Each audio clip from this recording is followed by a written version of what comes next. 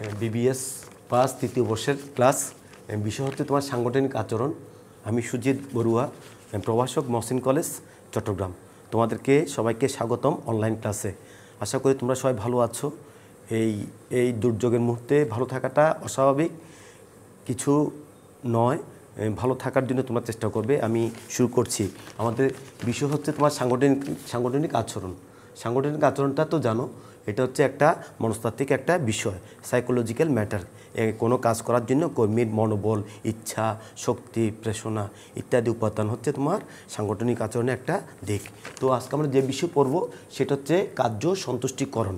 এটাকে ইংলিশে বলা হচ্ছে জব স্যাটিসফ্যাকশন, কার্য সন্তুষ্টিকরণ। এখানে আমি 3টা প্রশ্ন লিখেছি, দেখো। 1 নম্বর হচ্ছে তোমার কার্য সন্তুষ্টিকরণ বলতে কি বুঝো, 2 নম্বর হচ্ছে তোমার কার্য সন্তুষ্টিকরণের উপাদানসমূহ কী কী, আর 3 নম্বর হচ্ছে তোমার কার্য সন্তুষ্টিকরণের প্রয়োজনীয়তা বা উপকারিতা বা সুবিধা। আমি শুরু করছি প্রথম থেকে। কার্য সন্তুষ্টিকরণ বলতে কি বুঝো?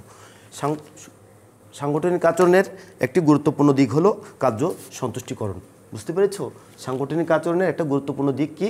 কার্য সন্তুষ্টিকরণ। কার্য সন্তুষ্টিকরণের সম্পর্কে হ্যাপক নামে একজন ব্যক্তি উনি বিশেষ ধারণা দিয়েছেন।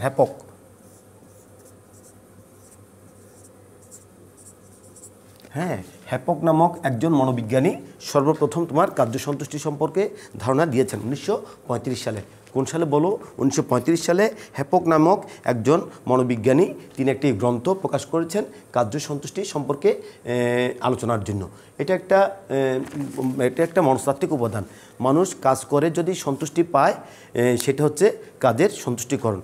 কাজ করতে গিয়ে বিভিন্ন ধরনের মানুষ অনুকূল এবং প্রতিকূল অবস্থার মধ্যে পড়ে। কাজ করতে গিয়ে কাজের জন্য লাগবে তোমার উত্তম পরিবেশ, মালিক এবং শ্রমিকের সাথে ভালো সম্পর্ক,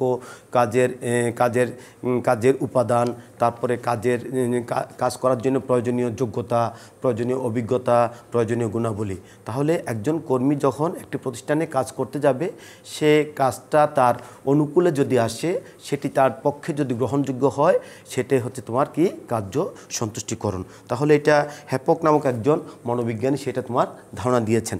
তাহলে কার্য সন্তুষ্টিকরণ তো সহজত্বে, খেয়াল করো, সহজত্বে কার্য সন্তুষ্টিকরণ বলতে বোঝায় কাজের প্রতি একজন কর্মীর অনুকূল মনোভাব বা ইতিবাচক অনুভূতি।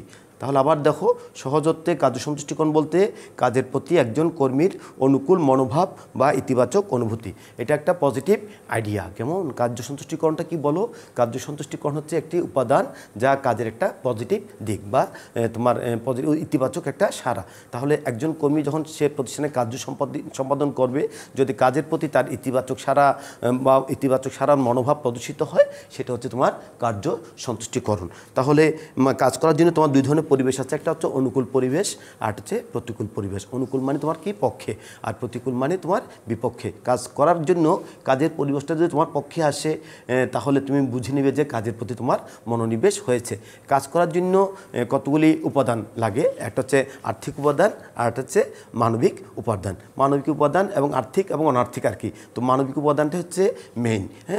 অনেকে টাকাকে পছন্দ করে, অনেকে ভালো ব্যবহারকে পছন্দ করে। দেখবে যে অনেকে কম দামেও কম বেতনও একটা প্রতিষ্ঠানে চাকরি করে, কারণ মালিক পক্ষের ব্যবহার ভালো এবং মালিক পক্ষ তাকে বিভিন্নভাবে মোটিভেট করে, কাজ করার জন্য আগ্রহ প্রকাশ করে, কাজ করার জন্য উৎসাহিত করে। সেটা হচ্ছে তোমার একটা পজিটিভ সাইজ। আবার অনেকে টাকাকে পছন্দ করে, সে বলে যে আমি যদি বেশি টাকা যেখানে পাবো সেখানে আমি কাজ করতে যাব।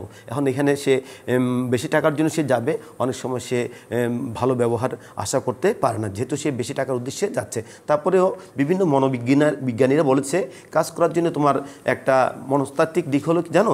কাজ করার জন্য একটা সুন্দর পরিবেশ এবং কাজের একটা ভারসাম্য নির্ধারণ করা। তাহলে অনুকূল পরিবেশটাই এখানে মেনলি বুঝেছে। কর্মক্ষেত্রে প্রতিটি কর্মী বিভিন্ন পুরস্কার প্রত্যাশা করে। যখন একজন লোক কাজ করতে যাবে, সে বিভিন্ন ধরনের পুরস্কার প্রত্যাশা করে। কেমন? এবং প্রত্যাশা পূরণ হলে কর্মীর মধ্যে এক ধরনের আনন্দদায়ক অনুভূতির সৃষ্টি হয়। এখন যদি খেয়াল করো, তার যদি প্রত্যাশা পূরণ হয় তাহলে সে কর্মীর মধ্যে কি কাজের মধ্যে যে একটা আনন্দ বোধ অনুভূতি করে। আচরণ বিজ্ঞানীরা এই অবস্থাকে কার্য সন্তুষ্টিকরণ বলেছেন।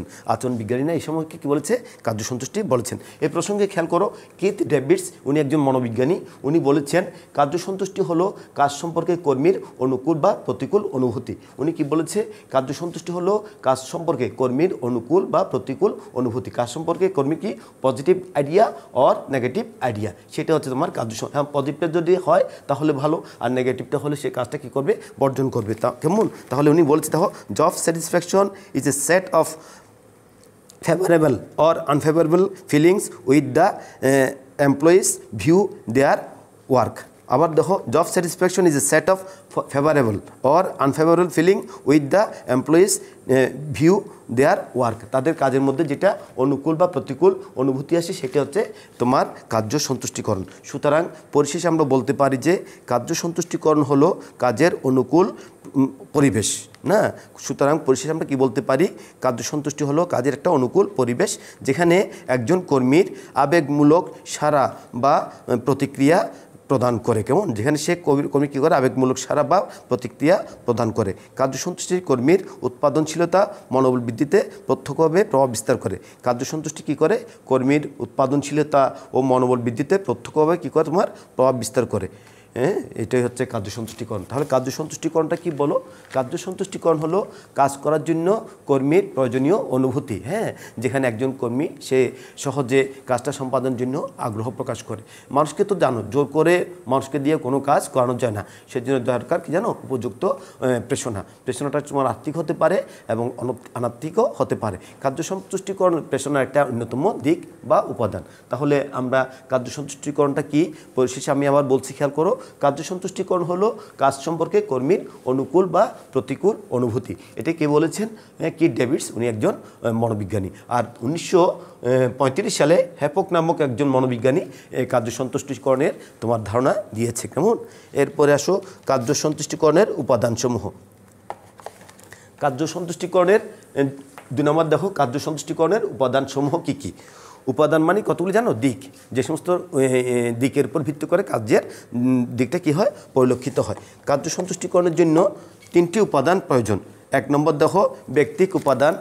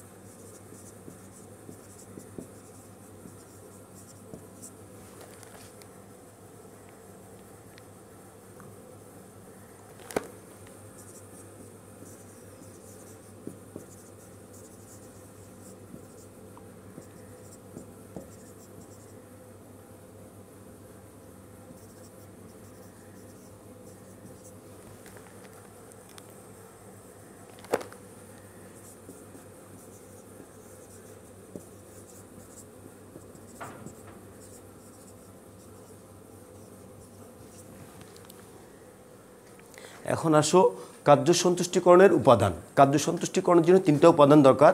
1 নম্বর হচ্ছে তোমার ব্যক্তিক উপাদান, 2 নম্বর হচ্ছে কার্য সম্পর্কিত উপাদান, 3 নম্বর হচ্ছে কার্য বহির্ভূত উপাদান। কয়টা উপাদান প্লিজ বলো? 3টা। একটা হচ্ছে ব্যক্তিক উপাদান, হ্যাঁ, আরটা হচ্ছে কার্য সম্পর্কিত উপাদান, আর কার্য বহির্ভূত উপাদান। ব্যক্তিক উপাদানের মধ্যে আবার আছে তোমার, যেমন মনে করো বয়স। ব্যক্তিক উপাদান তো বুঝছো, মানুষের ব্যক্তির কিছু কিছু গুণাবলী থাকে, সেটা হচ্ছে ব্যক্তিক উপাদান। 1 নম্বর আসো বয়স। বয়সটা তো বুঝছো, বয়সটা একটা বড় ফ্যাক্টর। যেমন একজন বয়স্ক ব্যক্তি কাজ করার জন্য সে শান্ত ধীর স্থিরভাবে কাজ করবে। কেমন? এক্ষেত্রে তাকে দিয়ে কাজটা করানো অনেক ক্ষেত্রে সহজ হয়। যেহেতু সে একজন বয়স্ক ব্যক্তি, তার মধ্যে বিবেক, বুদ্ধি, প্রজ্ঞা ইত্যাদি পরিলক্ষিত হয়, তিনি ধীরে ধীরে কোনো কাজ করার জন্য আগ্রহ প্রকাশ করবেন। এখন আসো একজন কম বয়সী লোককে যদি কাজ করাতে দাও, সে অনেক ক্ষেত্রে অনেক সময় কি সে কী করবে জানো? সে একটু নার্ভাস ফিল করবে বা তোমার কাজটা করার জন্য সে মনোবল পাবে না। তাহলে বয়সটা একটা বড় ফ্যাক্টর। একটা নির্দিষ্ট বয়স আসলে মানুষ কি হয়, ধৈর্যশীল হয়। ধৈর্যশীল হলে সে কাজটা করার জন্য আগ্রহ প্রকাশ করে। অল্প বয়সে কাজ করতে পারে, তারপরে অল্প বয়সের মধ্যে একটু তোমার কি চঞ্চলতা ভাব আসে। তাহলে মনে করো একই কাজ, মনে করো আমি আর তুমি যদি প্রতিদিন হিসাব করি, মানে যোগ বিয়োগ করি, হিসাবের কাজটা করতে করতে একসময় একঘেয়েমি চলে আসে। এখন হিসাবের কাজের পরিবর্তে তোমাকে যদি কোনো ব্যবস্থাপনার দায়িত্ব দেওয়া হয়, তুমি আস্তে আস্তে সেই কাজটা করতে অনুভূতি ফিল করবে। তাহলে তোমার বয়সটা একটা বড় ফ্যাক্টর। কম বয়সী লোক তোমার কী করে জানো, কম বয়সী লোক তোমার কাজের মধ্যে মনোনিবেশ করতে একটু কি হয়, তোমার সময় লাগে। আর যারা প্রাপ্তবয়স্ক লোক তারা সহজে কাজের মধ্যে কি হয়, মনোনিবেশ ঘটাতে পারে। তাহলে হাসবার্গের মতে বয়সের সাথে কার্য সন্তুষ্টির বিষয়ে বলা হয়েছে। কেমন, হাসবার্গ ইনি একজন মনোবিজ্ঞানী, হ্যাঁ, উনি মনস্তাত্ত্বিক ধারণা দিয়েছেন পেশনা সম্পর্কে। উনি বলেছেন সাধারণত অভিজ্ঞ ও বয়োজ্যেষ্ঠ কর্মীরা একই ধরনের কাজ করতে গিয়ে তরুণদের চেয়ে বেশি কার্য সন্তুষ্টি অনুভব করেন। অর্থাৎ যারা বয়স্ক লোক তারা একই ধরনের কাজ করতে গিয়ে তরুণদের চেয়ে তারা বেশি করে আগ্রহ প্রকাশ করেন। শিক্ষার স্তর তো বুঝছো, এডুকেশনাল লেভেল। শিক্ষার যেমন মনে করো শিক্ষিত ব্যক্তিকে তাকে যোগ্য কাজ দিতে হবে। কেমন, যেমন মনে করো একজন লোক MBA পাস, সে হবে মনে করো অ্যাকাউন্টেন্ট বা ম্যানেজমেন্টের কাজ করবে। আরেকজন লোক মনে করো MSc পাস, সায়েন্সের লোক, যে সে সায়েন্সের বিজ্ঞান বিষয়ে কাজ করবে। তাহলে দেখো এখন একজন লোক 8ম শ্রেণী পাস, সে তার শিক্ষাগত যোগ্যতা অনুযায়ী নিম্ন শ্রেণীর কাজ করবে। তাহলে শিক্ষার স্তরটা তোমাকে বিবেচনা আসতে হবে। একটা হচ্ছে প্রাথমিক স্তর, একটা মাধ্যমিক স্তর, আর হচ্ছে উচ্চ স্তর। কেমন, শিক্ষার স্তরের যোগ্যতা অনুযায়ী তোমাকে কাজ করা যাবে। অর্থাৎ তুমি যেটুকু তোমার যোগ্যতা আছে, মনে করো একজন ব্যবস্থাপক তার যোগ্যতা হচ্ছে MBA ডিগ্রি, কেমন, MBA ইন ম্যানেজমেন্ট। তাহলে সে যখন যেহেতু একজন ব্যবস্থাপক হবে, তার যদি MBA ডিগ্রি ইন ম্যানেজমেন্ট থাকে, তাহলে সে ম্যানেজমেন্টের কাজটা করায় তার জন্য গ্রহণযোগ্যতা বলে আমি মনে করি। তাহলে শিক্ষার স্তরটা এখানে একটা বড় ফ্যাক্টর। শিক্ষার স্তর কর্মীদের কার্যক্ষেত্রে এগিয়ে যাওয়ার পথকে কী করে, প্রশস্ত করে। কেমন, এখানে খেয়াল করো, শিক্ষার স্তর কর্মীদের কার্যক্ষেত্রে এগিয়ে যাওয়ার পথকে কী করে, প্রশস্ত করে। অশিক্ষিত কর্মীর চেয়ে শিক্ষিত কর্মীরাই সহজে যাবতীয় কর্ম তাদের আয়ত্তে আনতে সক্ষম হয়। যারা অশিক্ষিত লোক তারা কাজটা বুঝতে তাদের কষ্ট হয়, আর যারা শিক্ষিত লোক তারা অতি সহজে কাজটা কী করতে পারে, বুঝতে পারে। কেমন, তাহলে শিক্ষাটা একটা বড় ফ্যাক্টর। কম শিক্ষিত লোকরা কাজকে আয়ত্তে আনতে একটু তাদের সময় লাগে, আর শিক্ষিত লোকদের কাজ করার জন্য সেটা তোমার সময়টা কম লাগে। এবার আসলে লিঙ্গ এবং বৈবাহিক অবস্থা। লিঙ্গ মানে উচ্চত, পুরুষ অথবা মহিলা, আর বৈবাহিক অবস্থা ম্যারিটাল স্ট্যাটাস। কেমন, তাহলে অনেক সময় দেখা যায় কি জানো, পুরুষ কর্মীর চেয়ে মহিলা কর্মীরা ওরা অল্পতেই কিন্তু সন্তুষ্ট প্রকাশ করে। দেখবে যে পুরুষ কর্মীরা তাদের দে ওয়ান্টস মোর, তারা অনেক চায়, কিন্তু মহিলা কর্মীরা কী করে জানে, ওনারা তো মাতৃজাতি, ওনারা আস্তে আস্তে কাজ করেন এবং ওনারা অল্পতে তারা সন্তুষ্ট হয়। তুমি দেখবা আমরা যখন বিভিন্ন শ্রমিক কাজ করে, একজন শ্রমিক, পুরুষ শ্রমিক যেখানে সে 500 টাকা ডিমান্ড করে, একজন নারী শ্রমিককে দিয়ে 350-400 টাকার মধ্যে সেই কাজটা করানো অনেক ক্ষেত্রে সম্ভব হয়ে পড়ে, আর নারীরা একটু ধৈর্যশীল হয়। তাহলে এখানে বয়স এবং লিঙ্গটা একটা বড় ফ্যাক্টর। কেমন, তাহলে লিঙ্গ যদি মানে এখানে বলেছে সন্তুষ্টির সাথে লিঙ্গ এবং বৈবাহিক অবস্থার প্রত্যক্ষ না হলে পরোক্ষভাবে একটা কি সম্পর্ক রয়েছে। তাহলে কার্যক্ষেত্রে খেয়াল করেছো, লিঙ্গ বা বৈবাহিক অবস্থা কাজ সম্পর্কে একটা প্রত্যক্ষ বা পরোক্ষ ধারণা দিয়েছেন। গবেষণায় দেখা দিয়েছে কর্মক্ষেত্রে পুরুষের চেয়ে মহিলারা সন্তুষ্টির হার বেশি। আমি একটু আগে বলেছি কর্মক্ষেত্রে আমরা যখন যাই মহিলাদের সন্তুষ্টির হারটা বেশি পুরুষের চেয়ে। কেমন, কারণ অপর এক গবেষণায় দেখা গিয়েছে যে অবিবাহিত শ্রমিকের চেয়ে বিবাহিত শ্রমিকের কার্য সন্তুষ্টির হার অনেক। আবার ওনারা একটা জরিপ করেছে, যারা অবিবাহিত, হ্যাঁ, তাদের মধ্যে একটু চঞ্চলতা ভাব থাকে, কিন্তু বিবাহিত লোকেরা স্থিরভাবে ধীরস্থিরভাবে কাজ করে যে থাকে। কেমন, এবার আসলে ব্যক্তিগত পার্থক্য। হ্যাঁ, ব্যক্তিগত মানুষ দেখবা যে বিভিন্ন ব্যক্তিগত আমার যে বৈশিষ্ট্য অন্যজনের মধ্যে সেটা নাও থাকতে পারে। ব্যক্তিগত বৈশিষ্ট্য, মনে করো তুমি এক ধরনের স্বভাবের মানুষ, আমি এক ধরনের স্বভাবের মানুষ। অনেকে স্থির হয়, অনেকে আবার চঞ্চল হয়, অনেকে ধৈর্যশীল হয়, হ্যাঁ, অনেকে সহনশীল হয়, অনেকে সহজে রেগে যায়। তাহলে তোমার এখানে ব্যক্তিগত পার্থক্যটা বড় জিনিস, সেটা তোমার কাজের ক্ষেত্রে একটা বড় ফ্যাক্টর হিসেবে বিবেচিত হয়। যেমন মনে করো ব্যক্তির অভ্যাস, মনোভাব, আচরণ ভিন্ন ধরনের হয়ে থাকে, তাই না? মানুষের ব্যক্তির অভ্যাস, এক এক ব্যক্তির এক ধরনের অভ্যাস থাকে, মনোভাব, তাদের মনোভাব অ্যাটিটিউড ভিন্ন হয়, তার বিহেভিয়ারও ভিন্ন হয়। কেমন, একজন কর্মীর সংগঠন ও কাজের প্রতি সন্তুষ্ট, আবার অন্যজন একই পরিবেশে অসন্তোষ হয়। তাহলে একজন কর্মী একই কাজ করতে গিয়ে সে সন্তুষ্টি প্রকাশ করে, আবার আরেকজন কর্মী একই কাজ করতে গিয়ে সে সময় অনেক সময় কী হয়, হয় অসন্তুষ্টি বোধ প্রকাশ করে। কেমন? এবার আসো 5 নম্বর দেখো বুদ্ধিমত্তা। এখানে তোমার ইন্টেলিজেন্সিটা বড় ফ্যাক্টর। কেমন? বুদ্ধি। জানো তো যারা বেশি বুদ্ধিমান তারা সব কিছু ম্যানেজ করতে পারে, আর যাদের একটু বুদ্ধিশুদ্ধি কম তারা সহজে কাজটা আয়ত্ত করতে পারে না। তাহলে বুদ্ধির তো বড় ফ্যাক্টর না। অনেকে দেখবা যে অল্প কাজ করে বসের বাহবা পায়, আবার অনেক সময় দেখবা যে অনেক লোক সারাদিন খেটেও বসের বাহবা পায় না। তাহলে অনেক ক্ষেত্রে তোমাকে কাজ করার জন্য you have to apply some technique. হ্যাঁ, how to use your technique, you have to need intellectual person. কেমন? তোমাকে বুদ্ধিমত্তা ব্যক্তি হিসাবে বিবেচিত করতে হবে। বুদ্ধি ছাড়া কোনো কাজ করা যায় না।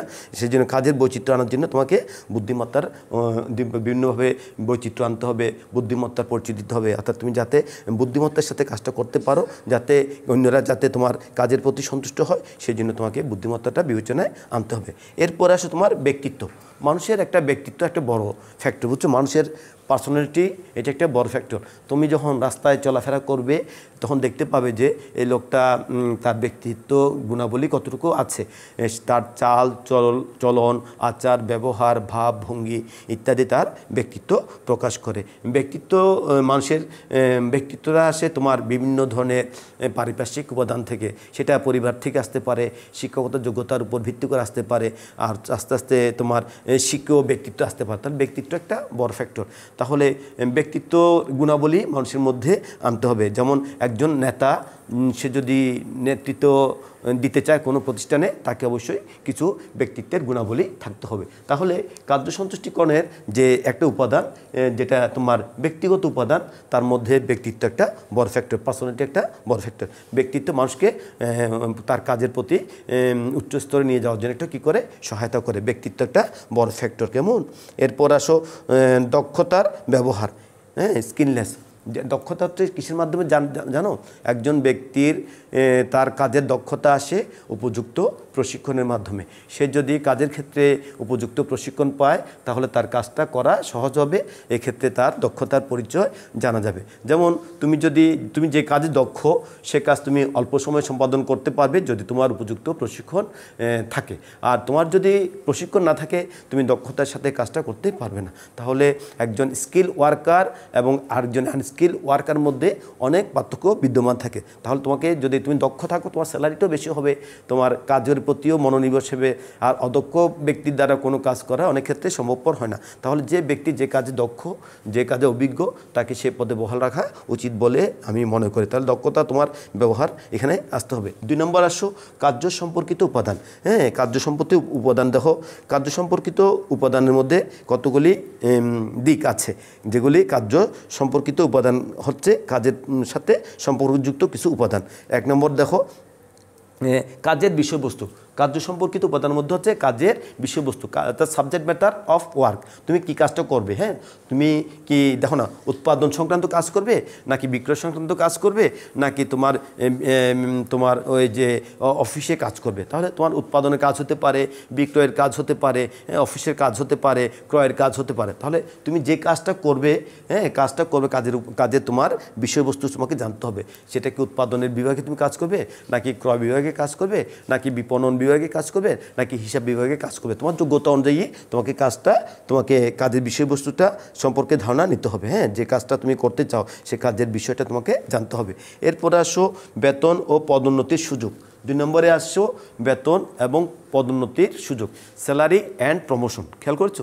তোমার যদি যোগ্যতা অনুযায়ী মানুষকে তাকে উপযুক্ত পারিশ্রমিক দিতে হয়। মনে করো একজন শ্রমিক, সে মনে করো একজন শ্রমিক, সে মনে করো তার যোগ্যতা আছে, অভিজ্ঞতা আছে, দক্ষতা আছে, সে কিন্তু অনেক স্যালারি প্রত্যাশা করতে পারে। হ্যাঁ, অনেক বলতে তার উপযুক্ত স্যালারি সে প্রত্যাশা করতে পারে।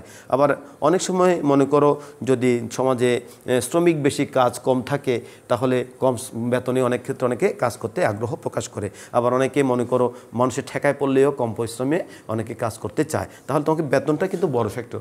এটা হচ্ছে তোমার পেশনের একটি আর্থিক উপাদান হচ্ছে বেতন।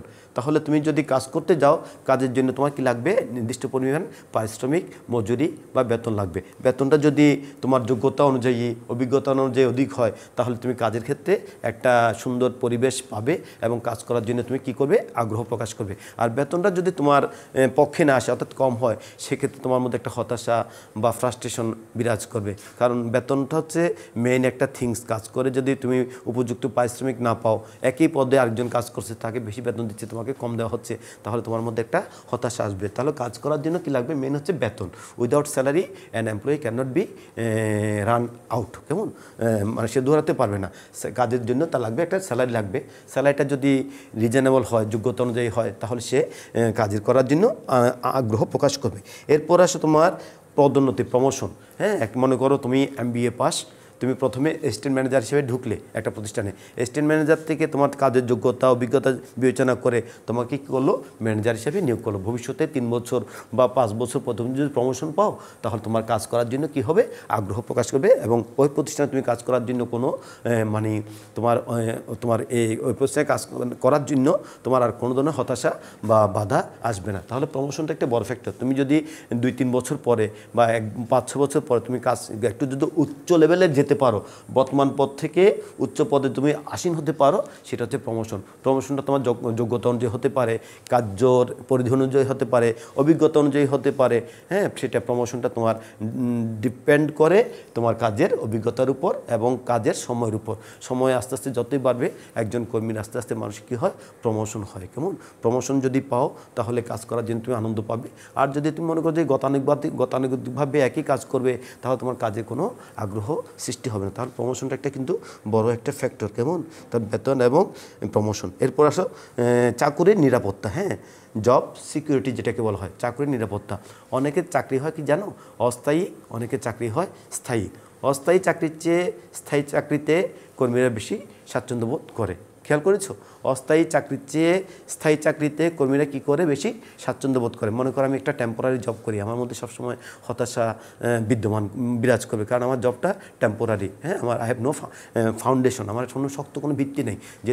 কাজটা যেহেতু অস্থায়ী, সেই জন্য কাজ করার জন্য আগ্রহ থাকলেও মানে তোমার এটার মধ্যে তেমন তোমার কাজে সে মনোনিবেশ করলে তার মধ্যে একটা হতাশা বিরাজ করবে। আর যদি স্থায়ী জব হয়, একটা নির্দিষ্ট সময় পর্যন্ত কাজ করবে, কাজ শেষে তুমি তোমার কী পাবে, তোমার যেটাকে বলা হচ্ছে তোমার কাজ শেষে আর কি, যেটা তোমার পেয়ে থাকে, তোমার এই মানে পেনশন পাবে, তারপর বেনিফিট পাবে, এগুলো যদি থাকে, কাজটা যদি স্থায়ী হয়, তাহলে কর্মীদের মধ্যে একটা সার্বিক নিরাপত্তা বোধ করে। অস্থায়ী কর্মীদের মধ্যে সাধারণত নিরাপত্তা বোধটা কাজ করে, তাদের মধ্যে সবসময় হতাশা বিরাজ করে এবং তারা যখন মধ্যে কাজটা বর্তমান কাজটা ছেড়ে দেওয়ার জন্য আপ্রাণ চেষ্টা করে, অন্য ভালো কোম্পানিতে যাওয়ার জন্য চেষ্টা করে, যেহেতু তার কাজটা অস্থায়ী। স্থায়ী চাকরি যে মর্যাদা, যে তোমার যে সন্তুষ্টি দিবে, সেটা অস্থায়ী চাকরির চেয়ে তার ব্যাপকভাবে সেটা সাড়া দিবে। হ্যাঁ, এবার আসো কাজের একটা পরিবেশ। যখন কাজের জন্য কি লাগবে, একটা পরিবেশটা হয় অনুকূলে অথবা প্রতিকূলে। অনুকূল পরিবেশ সবার কাছে কি গ্রহণযোগ্য। কাজ করার জন্য কি লাগবে, একটা পরিবেশ। যেমন তুমি আর আমি যখন খেয়াল করেছি, যখন পড়তে বসি, আশেপাশে যদি তোমার ভাগ্নি এসে বা অন্য কোনো আত্মীয়স্বজন এসে তোমাকে ডিস্টার্ব করে কথা বলে, তুমি তখন সেটা পড়তে পারবে না। এখন তখন সবাই ঘুমাচ্ছে, রাত 10টা থেকে 12টা, সব নিরিবিলি, কেউ তোমাকে ডিস্টার্ব করছে না, তুমি আস্তে আস্তে বসে নির্দ্বিধায় নির্বৃত্তিতে পড়ালেখা করছো। তাহলে কাজের একটা পরিবেশ লাগবে। যে কাজ তুমি করবে, পরিবেশ বলতে তোমার আলো বাতাস না, আনুষঙ্গিক উপাদান। হ্যাঁ, যেটা তোমার বহাল থাকবে, সেটা হচ্ছে পরিবেশ। পরিবেশটা অনেক সময় অনুকূলে হয়, অনেক সময় তোমার প্রতিকূলে হয়। সাধারণত পরিবেশটা যদি তোমার আমার অনুকূলে হয়, সেটা তোমার জন্য আমার জন্য মঙ্গলজনক। আর যদি প্রতিকূলে হয়, তাহলে সেটা আসবে না। পরিবেশ এখানে মালিক পক্ষেরও পরিবেশ হতে পারে। মালিক পক্ষ যদি তোমার সাথে ভালো ব্যবহার করে, হ্যাঁ, তোমাকে যদি টর্চার না করে, তোমাকে যদি ভয়ভীতি প্রদর্শন না করে, তাহলে সেটা হচ্ছে অনুকূল পরিবেশ।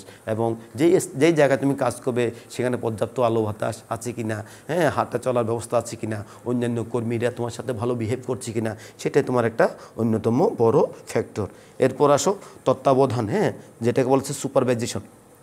তুমি যার আন্ডারে কাজ করবে, হ্যাঁ, তোমার আন্ডারে একজন বস বা ঊর্ধ্বতম কর্তৃপক্ষ থাকবে, যিনি তোমাকে তত্ত্বাবধান করবে, তোমার কাজের গতিবিধি লক্ষ্য করবে। যে ব্যক্তি তোমার তত্ত্বাবধায়ক হিসেবে কাজ করবে তাকে ইংলিশে বলা হচ্ছে সুপারভাইজার। সুপারভাইজার তোমার কাজের গতিবিধি পর্যবেক্ষণ করবেন, তোমার কাজ সম্পর্কে একটা ধারণা দিবেন। কাজ যদি তোমার ভালো হয় তাহলে তিনি তোমাকে সাহায্য করবেন। তাহলে যিনি তোমার আন্ডারে কাজ তার আন্ডার যিনি তোমার সুপারভাইজার হবে তাকে তোমাকে সন্তুষ্টি করতে হবে, এবং তিনি যাতে তোমার প্রতি সন্তুষ্ট হন সেই ব্যবস্থা তোমাকে করতে হবে।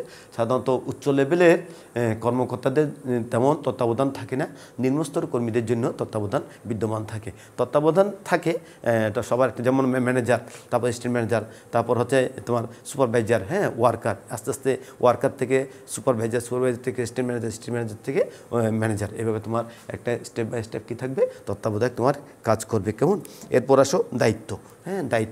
দায়িত্বটা একটা কিন্তু বড় ফ্যাক্টর। কাজ করার জন্য তুমি যে কাজটা করবে, তুমি যদি দায়িত্ব নিয়ে কাজ করো, যেমন মনে করো তোমার যেই কাজে তোমাকে দায়িত্ব দেওয়া হয়েছে, তুমি যদি হিসাব বিভাগের দায়িত্ব পাও তুমি হিসাব বিভাগের কাজ করবে, তুমি যদি ব্যবস্থাপকের দায়িত্ব পাও তুমি ব্যবস্থাপনার কাজ করবে, তুমি যদি মার্কেটিংয়ের দায়িত্ব পাও মার্কেটিং বিভাগের কাজ করবে। তাহলে দায়িত্বটা নির্ভর করে তোমার যোগ্যতার উপর।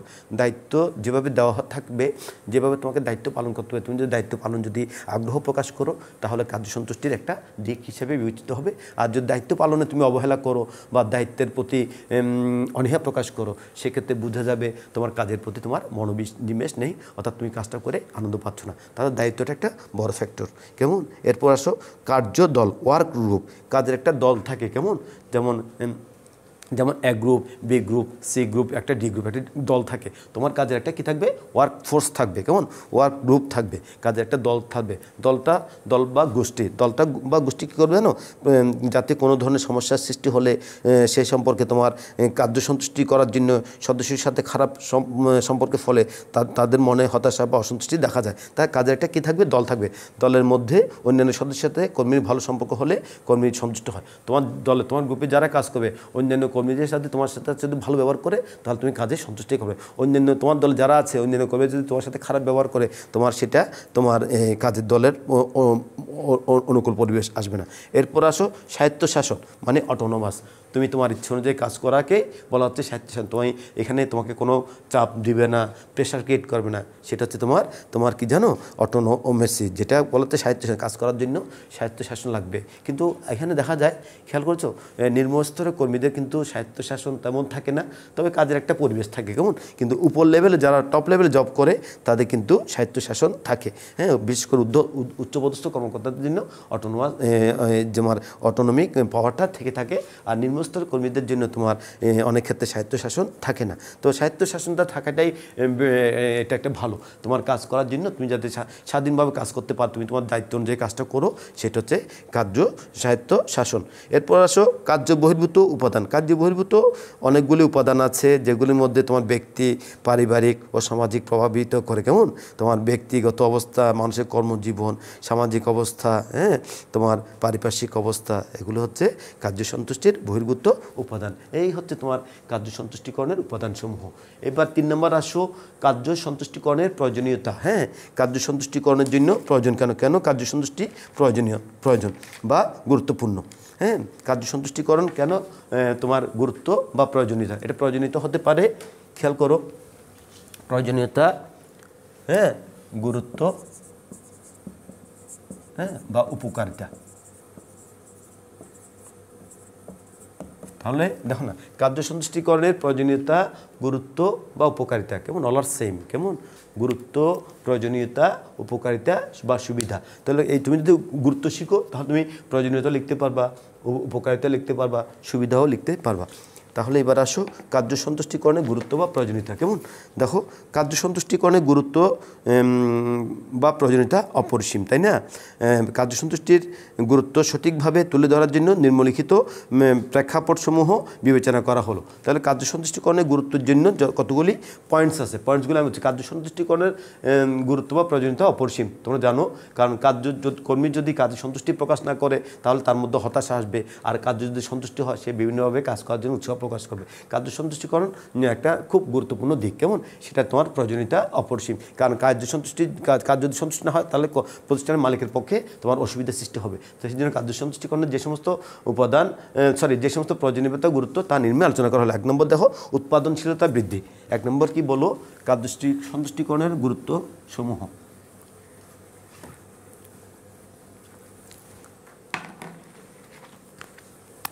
গুরুত্বসমূহ হচ্ছে কার্য সন্তুষ্টিকরণের গুরুত্বসমূহ হচ্ছে 1 নম্বর হচ্ছে উৎপাদনশীলতা।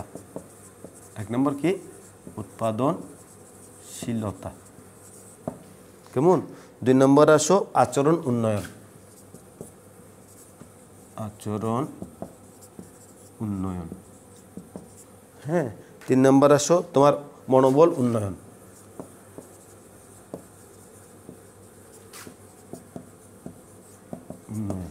4 নম্বর আসো তোমার অনুপস্থিতি হ্রাস।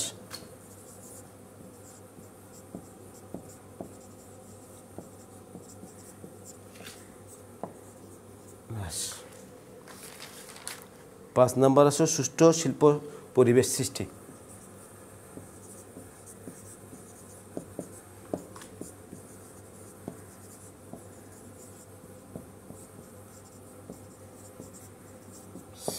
60। তারপর আসে তোমার শ্রম ঘূর্ণায়মানতা হ্রাস।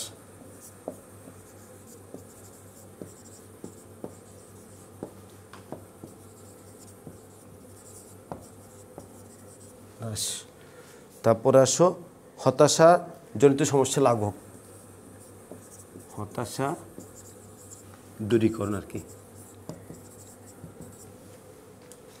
কারণ তারপর হচ্ছে তোমার কাজের মান বৃদ্ধি, কাজের মান বৃদ্ধি। তারপর হচ্ছে উন্নত শিল্প সম্পর্ক স্থাপন, উন্নত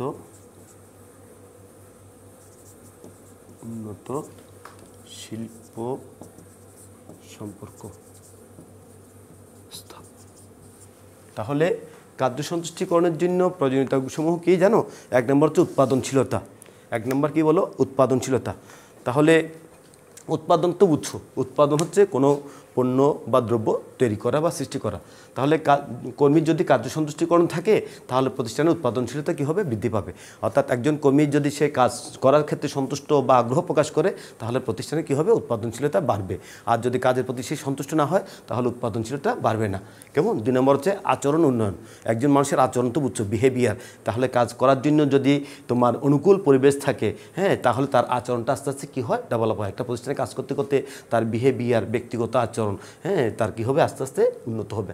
আচরণ উন্নত হলে সে কাজের প্রতি কি মনোনিবেশ করতে পারবে। আচরণ উন্নয়ন কিন্তু বড় জিনিস। মানুষের বিহেভিয়ার যদি ডেভেলপমেন্ট না করে তাহলে প্রতিষ্ঠানে সে কাজ করার জন্য আগ্রহ প্রকাশ করবে না। মনোবল উন্নয়ন, মনোবল তো উৎস, যেটাকে বলে মরেল, হ্যাঁ, মোটিভেট করা, কেমন মনোবলকে কী করতে হবে? উন্নয়ন করতে হবে। একজন কর্মী যখন তার মনোবল যদি সে কাজের ক্ষেত্রে সন্তুষ্টি পায় তার মনোবলটা কী হয়? উন্নত হয়। আর যদি কাজের ক্ষেত্রে সে হতাশা আসে তাহলে তার মনোবল উন্নয়ন হয় না। তাহলে কাজ করার ক্ষেত্রে খেয়াল করছে একজন কর্মীর মনোবলের উন্নয়নের অনেক উপায় আছে। সেটা হচ্ছে কি জানো? সেটা হচ্ছে কাজের মনোবল উন্নয়নের উপায় হচ্ছে তোমার কার্য সন্তুষ্টিকরণ। তাহলে মনোবল যদি উন্নত হয়, তার মনোবল যদি চেঞ্জ হয়, তার আগের চেয়ে একটু ইমপ্রুভ হয়, মনোবল কাজ করার জন্য আগ্রহ, মনোবল যদি বাড়ে তাহলে কাজের সন্তুষ্টি করতে তার উপাদানটা বেড়ে যাবে। এরপরও অনুপস্থিতি হ্রাস। যদি সে কাজ করতে গিয়ে সে কাজের মধ্যে যদি সন্তুষ্টি পায় তাহলে তার অ্যাবসেন্সিটা কী হবে? রিডিউস হবে। এক্ষেত্রে সে রেগুলার প্রেজেন্ট থাকবে, সে নিয়মিত কাজ করবে, তার কোনো অনুপস্থিত হবে না। আর যদি সে কাজ করতে গিয়ে যদি অসন্তুষ্ট প্রকাশ করে সেক্ষেত্রে দেখবে কি জানে? সে ঘন ঘন কাজ করার জন্য প্রতিষ্ঠানে যাবে না। কেন? তার মধ্যে ইচ্ছা নেই প্রতিষ্ঠানে কাজ করার জন্য। তার ক্ষেত্রে অনুপস্থিতি জিনিসটা দেখা যাবে। আর যদি তার মধ্যে পজিটিভ ধারণা আসে, সে তার অ্যাবসেন্সিটা হ্রাস পাবে, সে রেগুলার আসবে, কাজটা করে চলে যাবে। সুষ্ঠু শিল্প পরিবেশ সৃষ্টি। শিল্প পরিবেশ সৃষ্টির জন্য কি লাগবে জানো? জব স্যাটিসফ্যাকশন লাগবে। তো শিল্প তো বুঝছো, শিল্প মানে যেখানে কোনো পণ্য বা দ্রব্য তৈরি হয়। শিল্পের একটা কি লাগবে? সুষ্ঠু পরিবেশ লাগবে, যে পরিবেশের উপর ভিত্তি করে একজন শ্রমিক কাজ করবে। তো শিল্পের যে সমস্ত আভ্যন্তরীণ বাহ্যিক উপাদান থাকে তার মধ্যে একটা সুষ্ঠু পরিবেশ একটা বড় ফ্যাক্টর। শিল্পের যদি সুষ্ঠু পরিবেশ সৃষ্টি করতে হয় তাহলে কার্য সন্তুষ্টিকরণ অবশ্যই শ্রমিককে করাতে হবে। মালিক পক্ষ এমন ব্যবস্থা নেবে যাতে শিল্পের সার্বিক উন্নয়ন হয়, সেজন্য শ্রমিকদেরকে প্রয়োজনীয় বিভিন্ন দিক দিয়ে দিবেন। এরপরে আসো তোমার শ্রম ঘূর্ণায়মানতা হ্রাস, এটাকে ইংলিশে বলা হচ্ছে লেবার টার্নওভার, শ্রম ঘূর্ণায়মানতা হ্রাস। যদি শ্রমিক অনেক সময় দেখা কি জানো, তার কাজটা যদি পছন্দ না হয় সে বিভিন্নভাবে কাজটাকে জাম দেওয়ার চেষ্টা করবে, এখান থেকে কিছুদিন কাজ করবে, ওখানে কিছু যাবে।